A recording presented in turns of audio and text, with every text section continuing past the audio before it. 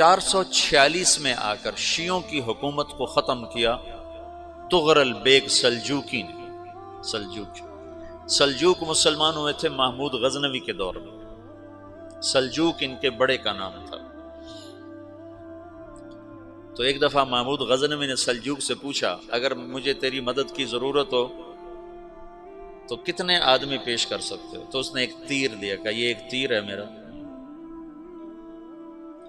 کسی کو یہ تیر بھیج کر میرے علاقے میں بھیج دو تو چند گھنٹوں میں 1,00,000 تلواریں تیرا پہرا دینے کے لیے تیار ہوں، میرے پاس اتنی طاقت ہے۔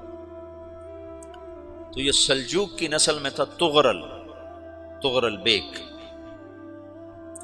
اللہ تعالیٰ نے جب عرب زوال کا شکار ہو گئے اور ضعف کا شکار ہو گئے، جیسے بڑھاپے کا کوئی علاج نہیں، جب قوموں پہ زوال آتا ہے تو اس کا بھی کوئی علاج نہیں، پھر اور قوم کو جگہ ملتی ہے۔ جیسے بڑھاپا ایک فرد پہ آتا ہے، ایسے بڑھاپا قوم پہ آتا ہے۔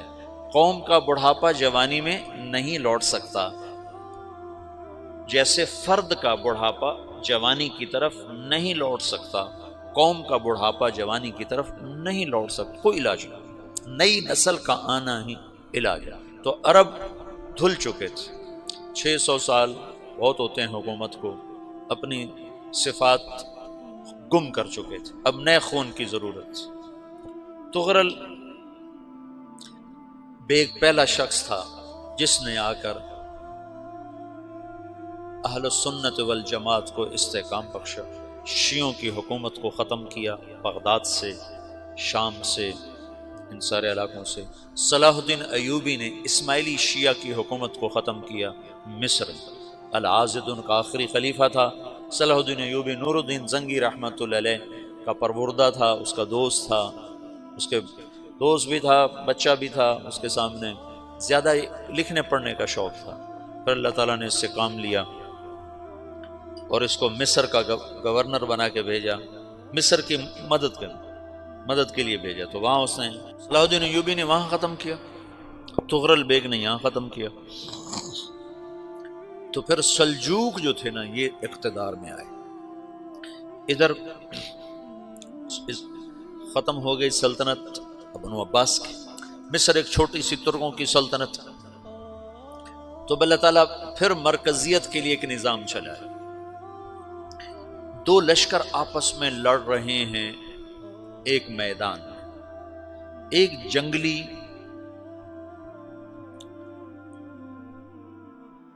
بدوؤں کا قافلہ، جنگل کے لوگ اپنے قبیلے کو لے کر، ایک جنگلی قبیلہ اپنے سردار کے ساتھ نقل مکانی کر رہا ہے ایک جگہ سے دوسری جگہ۔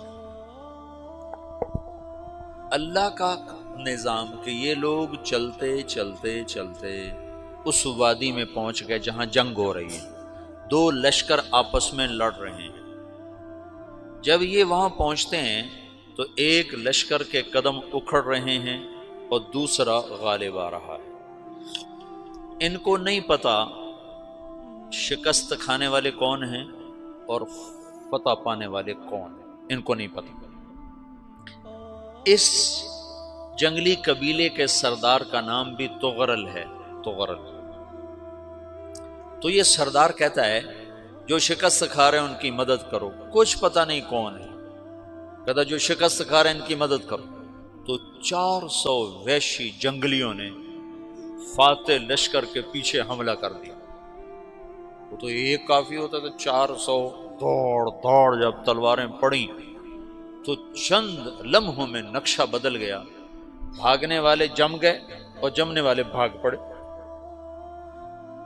جب جنگ ختم ہوئی تو شکست خوردہ لشکر کے بادشاہ نے ان کو بلایا، اسے پوچھتا ہے مجھے جانتے ہو میں کون ہوں؟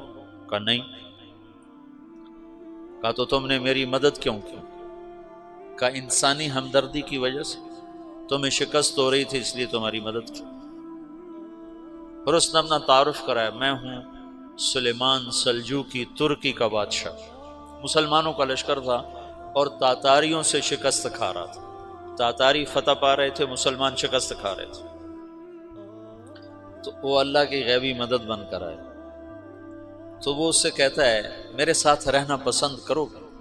تم نے میرے اوپر احسان کیا ہے، میں اس کا بدلہ دینا چاہتا ہوں، میرے ساتھ رہنا پسند کرو گے؟ کہنے کا کر لوں گا۔ تو اس کو لے کر ترکی آیا، اور استنبول اس وقت روم کی حکومت میں تھا، اس سے فتح کیا اس تغرل کے آگے چوتھے پانچویں پڑپوتے محمد فاتح نے۔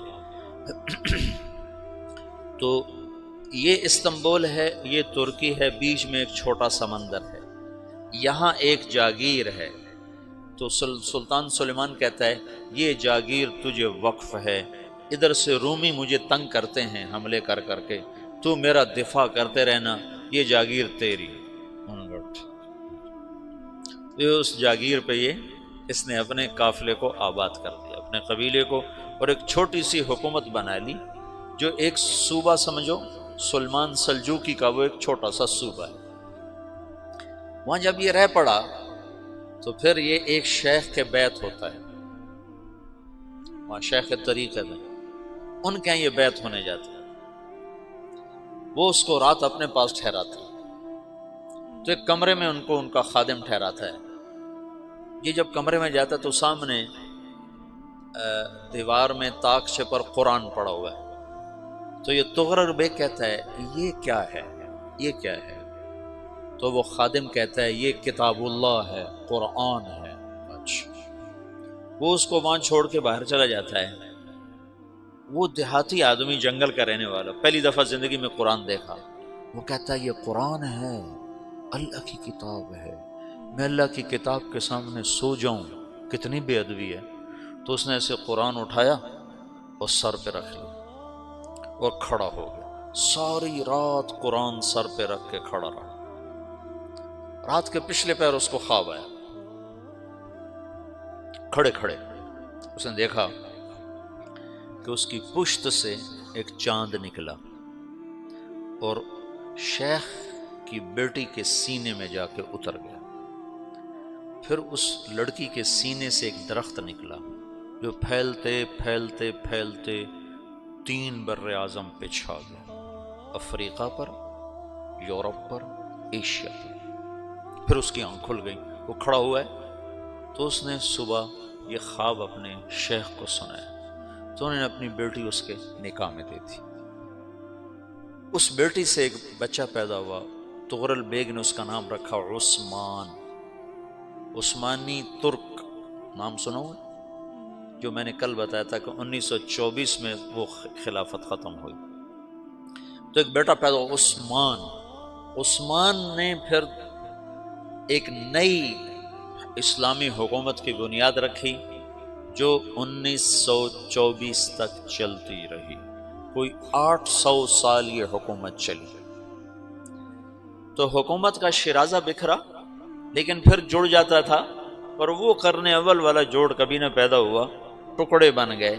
ان ٹکڑوں میں اللہ لوگ پیدا کرتا رہا جو دعوت دیتے رہے، دعوت زندہ رہی۔ جو تربیت کا نظام تصوف کے ساتھ تھا اب وہ تبلیغ کے ساتھ ہے۔